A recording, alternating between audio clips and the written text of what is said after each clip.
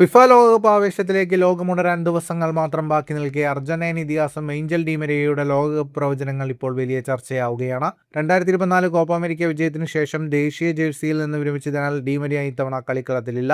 എന്നാൽ വരാനിരിക്കുന്ന ലോകകപ്പിൽ കിരീടം നേടാൻ ഏറ്റവും കൂടുതൽ സാധ്യതയുള്ള 3 ടീമുകളെ താരം തുറന്നു പറഞ്ഞിട്ടുണ്ട്. ബാലൻഡിയോറിന് നൽകിയ പ്രത്യേക അഭിമുഖത്തിലാണ് നിലവിൽ റൊസാരിയോ സെൻട്രൽ താരമായ ഡിമരിയ തന്റെ പ്രവചനങ്ങൾ നടത്തിയത്. പുതിയ താരങ്ങളുടെ വരവോടെ പല ടീമുകളും ശക്തരായിട്ടുണ്ടെന്ന് ഡിമരിയ പറയുന്നു. തുടർച്ചയായി മികച്ച കളിക്കാരെ വളർത്തിയെടുക്കുന്ന ഫ്രാൻസ് തന്നെയാണ് ഡിമരിയയുടെ ലിസ്റ്റിൽ ആദ്യമുള്ളത്. മികച്ച ഫോമിലുള്ള സ്പെയിൻ ഇത്തവണ അത്ഭുതങ്ങൾ കാണിച്ചേക്കാമെന്നും എന്നാൽ അവരുടെ പരിക്കേറ്റ കളിക്കാരുടെ അവസ്ഥ നിർണായകമാണെന്നും താരം ഓർമ്മിപ്പിക്കുന്നു. മധ്യനിരയിൽ യാവനോസ്, വിറ്റീനിയ എന്നിവരുള്ള പോർച്ചുഗലാണ് ഡിമരിയ പ്രവചിക്കുന്ന മറ്റൊരു ശക്തമായ ടീം. തന്റെ മുൻ ടീമായ അർജന്റീനയുടെ നിലവിലെ അവസ്ഥയെക്കുറിച്ചും ഡിമരിയ സംസാരിച്ചു. ടീമിലെ പുതിയ തലമുറ നിലവിലുള്ള സീനിയർ കളിക്കാർക്ക് വലിയ ഊർജ്ജമാണ് നൽകുന്നത്. കോച്ച് ലയണൽ സ്കലോണി എപ്പോഴും പറയുന്ന ഒരു രഹസ്യവും ഡിമരിയ പങ്കുവച്ചു. ടീമിൽ സ്ഥാനമുറപ്പുള്ള ഒരേയൊരു കളിക്കാരൻ ലയണൽ മെസ്സി മാത്രമാണ്. മറ്റാർക്കും ടീമിൽ സ്ഥാനമുറപ്പില്ല.